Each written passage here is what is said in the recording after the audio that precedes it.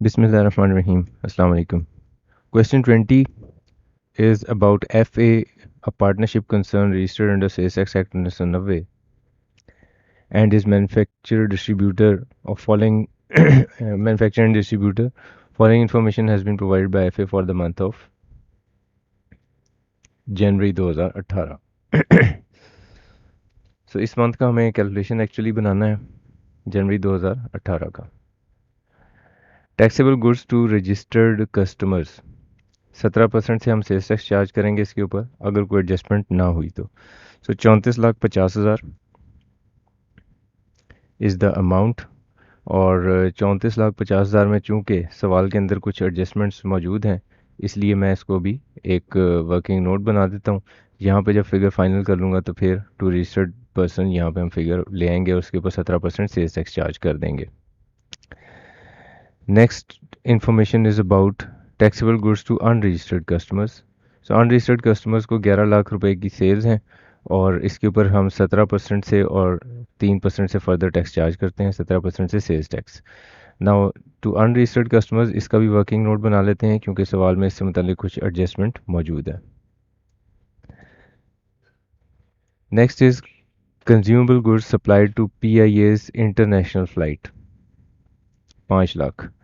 सो international flight को जो आपने चीज़ें प्रोवाइड की हैं उसके लिए आपको जो एक प्रोविजन सेल्स टैक्स लॉ की रिवाइज़ कर लेनी चाहिए है वो मैं पहले प्रोविजन डिस्प्ले कर देता हूँ फिर हम देखते हैं कि हमने इसको कैसे डील करना है. सो इंटरनेशनल फ़्लाइट को इसमें आप ज़रा रिकॉल कीजिएगा कि हमने पढ़ा हुआ है रेट ऑफ सेल्स टैक्स में जहाँ पे हमने ज़ीरो रेटेड सप्लाईज़ के बारे में पढ़ा था. तो ज़ीरो रेटेड सप्लाईज़ के बारे में हमने पढ़ा ये था कि in case of provisions and store on conveyance proceeding to destination outside Pakistan. So Pakistan से बाहर अगर कोई कन्वेंस जा रहा है और उस पर हम कोई चीज़ प्रोवाइड कर रहे हैं तो फिर वो शामिल था ज़ीरो रेटिंग के अंदर यानी उसके ऊपर 0% से सेल्स टैक्स चार्ज होना है. तो इसलिए जो सामान आपने प्रोवाइड किया इंटरनेशनल फ़्लाइट्स के लिए गुड्स टू PIA वो ज़ीरो रेटेड में शामिल किया जाएगा और इसके ऊपर 0% से हम सेल्स टैक्स चार्ज करेंगे. Next is exports. एक्सपोर्ट्स हर हाल में ज़ीरो रेटेड ही होते हैं 7 लाख रुपए के. तो इसको हम अपने आंसर में ज़ीरो रेटेड के नीचे ही लिख लेंगे कि एक्सपोर्ट्स हमारी 7 लाख रुपए की हैं और 0% से सेल्स टैक्स चार्ज होगा.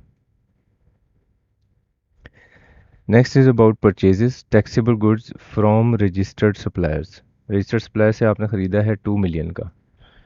2 मिलियन की जो सामान परचेज़ किया रजिस्टर्ड पर्सन है टैक्सेबल सप्लाईज हैं तो इसका मतलब सेल्स टैक्स चार्ज होगा 17% से. इसके लिए हम वर्किंग नोट इसलिए बना देंगे क्योंकि इसके अंदर कुछ एडजस्टमेंट मौजूद है और 2 मिलियन का फिगर एक वर्किंग नोट में हम लिख लेंगे.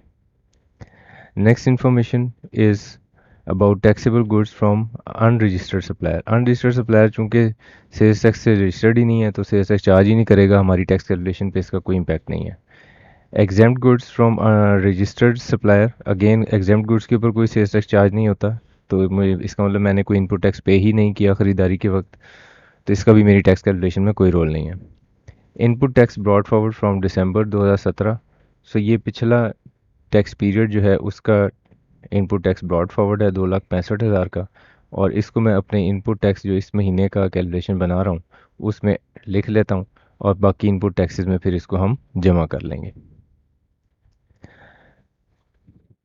नेक्स्ट इन्फॉर्मेशन इट सेज कि ये एडिशनल इन्फॉर्मेशन है additional information and what it says supply of taxable goods to registered customers include following. यानी कि ये जो रजिस्टर्ड कस्टमर 34,50,000 है इसमें ये कुछ मज़ीद इन्फॉर्मेशन है.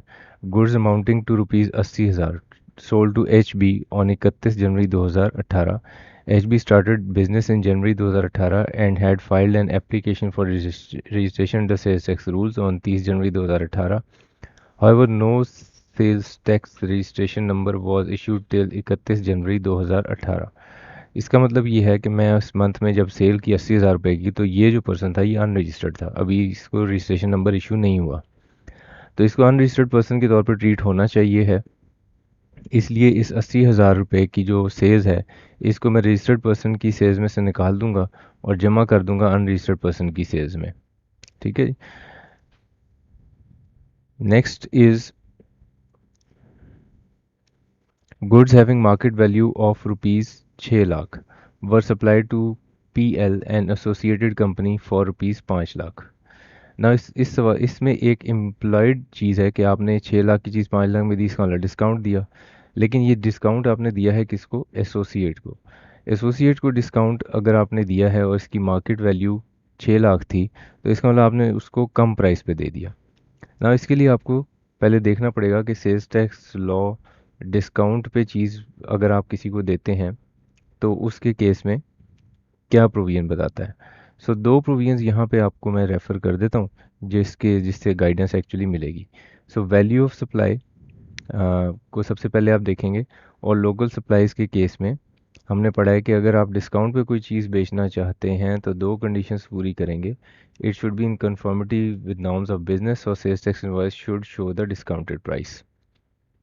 तो एक तो ये चीज़ आपने जहन में रखनी है कि नॉर्मल डिस्काउंट होना चाहिए। अब यहाँ पे क्वेश्चन ने आपको एसोसिएट बताया है, लेकिन ये नहीं बताया कि ये नॉर्मल डिस्काउंट है या नहीं, और सेल्स टैक्स इनवॉइस के बारे में भी साइलेंट है। इसी तरह जो वैल्यू ऑफ सप्लाई वाला हमारा कंपोनेंट था, उसी में एक चीज़ और हमने डिस्कस की हुई है, और वो क्या थी जी? लोकल सप्लाईज के केस में ही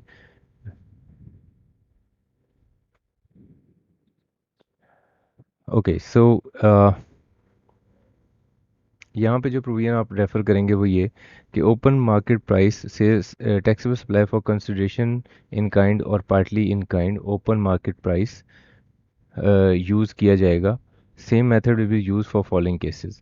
नाउ किन केसेस में आप open market value method use करेंगे? Supplies to associate made for consideration lower than open market price. अगर आपने मार्केट प्राइस से कम पे सेल किया अपने एसोसिएट को, तो फिर मार्केट प्राइस ली जाएगी एज सेलिंग प्राइस। सो इससे जब मैंने ये जब सेल्स टैक्स लॉ की प्रोविजन ये वाली पढ़ ली, तो इससे समझ के आया कि एक्चुअली ये 6 लाख पे सेल्स टैक्स का कैलकुलेशन होना है, 5 लाख पे नहीं होना।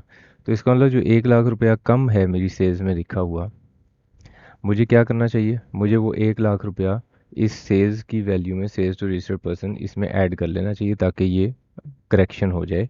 ये मैं 5 लाख पे सेल्स टैक्स कैलकुलेशन बनाना मेरा एक गलत होगा। Invoice erroneously issued for 4.5 lakh whereas the correct amount of invoice was 5,40,000। Actually amount 5,40,000 थी, जबकि 4.5 लाख की आपने इशू कर दी। तो इसका मतलब इन दोनों का जो डिफरेंस है वो आप सेल्स के तौर पे रिकॉर्ड करें और फ़ौरन से अपना सेल्स टैक्स जमा करवाएं। सो जो एरोनियसली आपने इशू किया 90,000 रुपये का डिफरेंस बनता है, वो फ़ौरन अपनी सेल्स में ऐड करें और सेल्स जो भी आउटपुट टैक्स बनता है वो जमा करवा दें। Sale to Ghalib corporation of goods worth rupees 2,25,000. The contract for sale has been signed, but neither invoice was issued nor any delivery and payment was made in January 2018. So अभी सिर्फ contract sign हुआ है, लेकिन ना तो goods supply की गई हैं, ना इनवॉइस इशू किया गया है, ना ही पेमेंट हुई है। तो इसके लिए आप जो टाइम ऑफ सप्लाई का डेफिनेशन अगर आप देखें, तो टाइम ऑफ सप्लाई में सेल्स टैक्स लॉ ने क्लियरली बताया हुआ है कि टाइम ऑफ सप्लाई क्या होगा? टाइम ऑफ सप्लाई होगा जिस वक्त गुड्स डिलीवर हो जाएं या गुड्स मेड अवेलेबल हो जाएं। तो इन दोनों में से कोई काम नहीं हुआ तो सप्लाई ट्रीट नहीं होगा। इसका मतलब ये है कि आप आउटपुट टैक्स कैलकुलेट नहीं कर सकते हैं। ठीक है। सो आउटपुट टैक्स अगर नहीं लेना तो इसका मतलब 2,25,000 रुपये इस सेज में से निकाल दें, क्योंकि ये अभी आउटपुट टैक्स का कैलकुलेशन अभी नहीं बनाया जा सकता। तो 2,25,000 मैं यहाँ पे माइनस कर दूंगा। तो इससे मेरी ये वाली फिगर कंप्लीट हो गई। टू रजिस्टर्ड कस्टमर्स और कोई एडजस्टमेंट नहीं है, तो मैं इसको फिगर को यहाँ ला सकता हूँ और इसके ऊपर आउटपुट टैक्स बना सकता हूँ 17% से। इसी तरह टू अनरजिस्टर्ड कस्टमर्स 11,80,000 का फिगर फाइनल हो गया। तो 11,80,000 रुपये यहाँ पे अब हम लिख सकते हैं। इसके ऊपर 17% से सेल्स टैक्स भी बनेगा और 3% से फर्दर टैक्स भी कैलकुलेट किया जाएगा। ओके, नेक्स्ट इन्फॉर्मेशन देखते हैं हमारे पास सवाल में क्या है।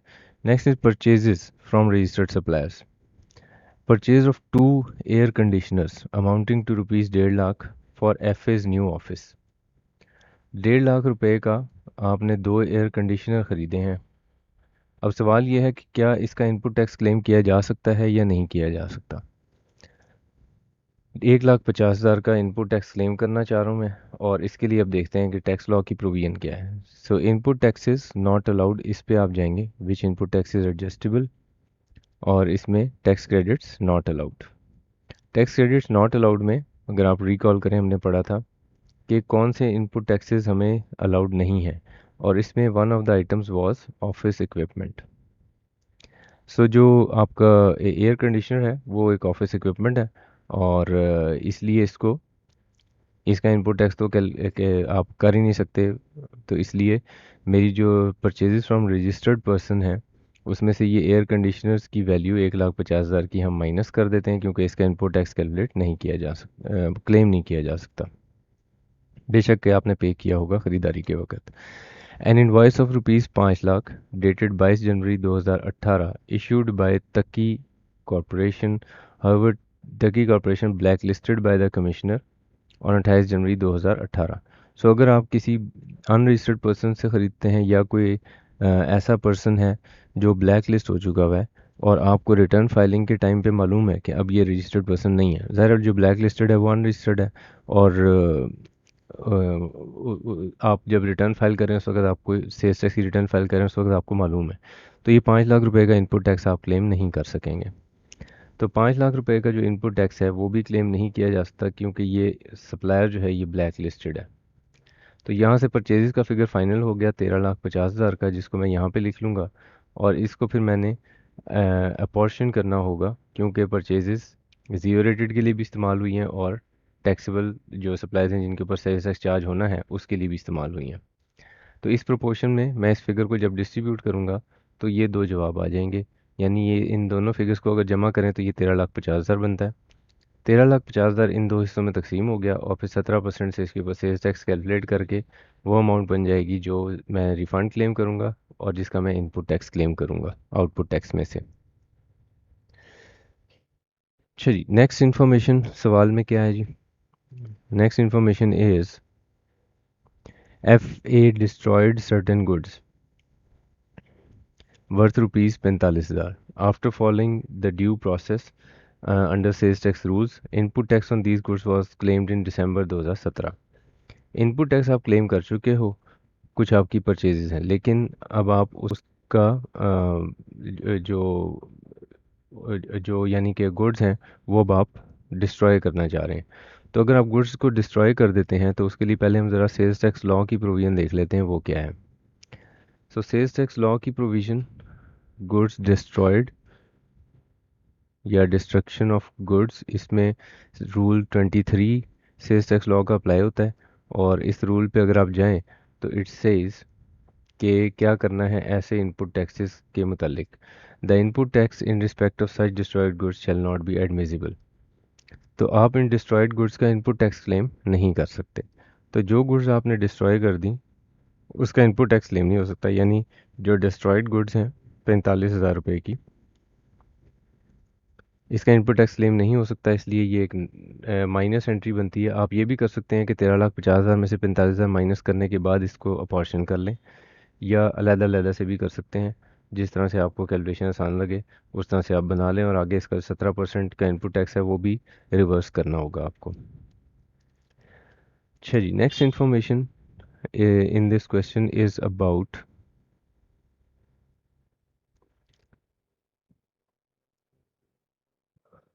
free replacement of defective parts costing 4 lakh. So free replacement of defective parts costing 4 lakh relating to goods which were sold under 1 year warranty. The market value of such parts is 5.5 lakh. ना जो defective parts warranty में replace किए जाते हैं उसके case में कानून यही है कि इसको सेल्स टैक्स लॉ में स्पेसिफिकली तो शायद मेंशन नहीं किया गया कहीं पे, लेकिन इनका ट्रीटमेंट ये होता है कि चूंकि जो आइटम भी वारंटी में सेल होता है उसकी कीमत थोड़ी सी ज़्यादा रखी जाती है, ताकि जिस वक्त वारंटी का क्लेम आए तो फिर उस वो जो बहुत सारे कस्टमर्स से वारंटी के इजाफी पैसे रिसीव हुए हैं उसमें से वो कॉस्ट मीट हो सके। इसलिए जब वारंटी अंडर वारंटी किसी भी आइटम को सेल किया जाता है तो उसकी प्राइस ऑलरेडी ज़्यादा होती है। इसका मतलब ये है कि वारंटी पार्ट्स के ऊपर जो सेल्स टैक्स बनता है उसकी वैल्यू ऑलरेडी जब मेन आइटम सेल हुआ होता है उसी वक्त उसके ऊपर सेल्स टैक्स कैलकुलेट हो चुका हुआ होता है। तो ये बेसिकली बिजनेस का कॉन्सेप्ट है। तो इसका मतलब ये कि जब वो फ्री रिप्लेसमेंट होगी तो उनका तो सेल्स टैक्स ऑलरेडी पे हो चुका है, क्योंकि आपने वारंटी वाले आइटम को थोड़ा महंगा बेचा था। तो वो जो महंगा बेचा था, जो इजाफी प्राइस ली थी वारंटी की वजह से, उसमें कवर थी इसकी सेल्स। तो इसलिए जो आपने फ्री रिप्लेसमेंट की है 4.5 लाख रुपए की, जिनकी कॉस्ट थी लेकिन मार्केट वैल्यू 5.5 लाख थी, उसका कोई भी आउटपुट टैक्स हम नहीं बनाएंगे। और उसके ऊपर कोई बस एक आपने छोटा सा एक डिस्क्रिप्टिव नोट लिख देना है, अपने सवाल में बता देना है कि जी वारंटी में फ्री रिप्लेसमेंट ऑफ पार्ट्स जो उस पर आउटपुट टैक्स कैलकुलेट नहीं किया जाता। Debit note of ₹1 lakh issued by a customer in respect of goods returned was duly settled। Now debit note अगर कस्टमर ने इशू किया है तो इसका मतलब क्या हुआ, उसने आपके अकाउंट को डेबिट किया होगा। नोट्स का बेसिकली जितने भी डेबिट क्रेडिट नोट्स हैं उसका कॉन्सेप्ट ये है कि जो भी बंदा डेबिट या क्रेडिट नोट इशू करेगा, वो उसने ये कैसे फैसला करना है कि मैं डेबिट नोट इशू करूँ या क्रेडिट नोट। इसका फैसला इस बात पे होगा कि उसने पर्टिकुलर पार्टी या थर्ड पार्टी के अकाउंट को क्या किया है। अगर डेबिट किया है तो डेबिट नोट इशू करेगा, क्रेडिट किया है तो क्रेडिट नोट इशू करेगा। सो आपका कस्टमर है, जब आपसे सामान खरीदेगा तो अपने पास परचेजेस को डेबिट करेगा और क्रेडिटर्स को क्रेडिट करेगा। और जिस वक्त सामान रिटर्न करेगा तो क्रेडिटर्स के अकाउंट को डेबिट करेगा, इसीलिए डेबिट नोट इशू कर रहा है। तो इसका मतलब ये गुड्स रिटर्न का सिचुएशन है। और गुड्स रिटर्न अगर हैं तो इसका मतलब ये हुआ कि आपके पास सामान वापस आ गया, और 1 लाख रुपए का अगर डेबिट नोट है तो इसका मतलब 1 लाख रुपए की रिटर्न्स है। तो वो मैं सेल्स में से माइनस कर दूंगा उस फिगर को जो मेरी सेल्स रिकॉर्ड हुई हुई हैं, और उससे रेलिवेंट जो इनपुट टैक्स है वो भी रिवर्स हो जाए, आउटपुट टैक्स भी रिवर्स हो जाएगा। Okay, जी next information is about during the month FA paid Sindh sales tax worth ₹8,500 on franchise services under the Sindh sales tax laws. Such tax is not admissible credit। ना इसके लिए ज़रा पहले sales tax law की provision देख लेते हैं कि वो क्या है। सेल्स टैक्स लॉ की प्रोविजन जो इनपुट टैक्स वाला हमारा कंपोनेंट है, कि जो इनपुट टैक्सेस हम क्लेम कर सकते हैं, उसमें हमने पढ़ा हुआ है कि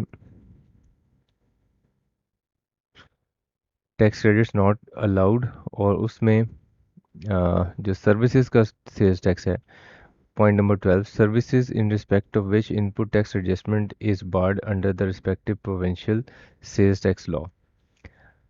तो relevant provincial sales tax law में अगर सर्विसेज का इनपुट टैक्स मना है तो आप उसका इनपुट टैक्स क्लेम नहीं कर सकते। तो आपको एग्जाम में इस सवाल में क्लियरली बताया हुआ है कि ये इनपुट टैक्स आप क्लेम नहीं कर सकते फ्रेंचाइज सर्विसेज का। तो इसलिए जब मैं आंसर बनाऊंगा तो इसका कोई भी इनपुट टैक्स यहाँ पे मेंशन नहीं करूँगा, क्योंकि इसका इनपुट टैक्स क्लेम करना मना है। All above figures are exclusive of sales tax, और सेल्स टैक्स 17% से चार्ज होगा। सो सारा इन्फॉर्मेशन आपका सवाल में इनकॉर्पोरेट हो चुका हुआ है। और अब आपने सिंपली क्या करना है, आउटपुट टैक्सेस को जमा कर लें। तो आपका आउटपुट टैक्स टोटल बनेगा 7,50,550। इसमें से इनपुट टैक्सेस को जमा करेंगे 439,438। कंपेयर करेंगे 90% ऑफ आउटपुट टैक्स से, जो कि बनता है 675,495। आपका जो इनपुट टैक्स है वो विद इन द लिमिट है, 675,495 इज़ द लिमिट। तो मैं 439,438 माइनस करूँगा 750,550 में से, और ये सेल्स टैक्स पेएबल है। फर्दर टैक्स का figure as it is payable होता है, इसमें कोई एडजस्टमेंट नहीं होती। और आपका जितना भी इनपुट टैक्स बनता है रिगार्डिंग जीरो रेटेड, उसका आप रिफंड क्लेम कर सकते हैं। So this was about question number 20। इसमें अगर आपका सवाल कोई होगा तो फिर हम उसको डिस्कस करेंगे। Thank you very much, take care.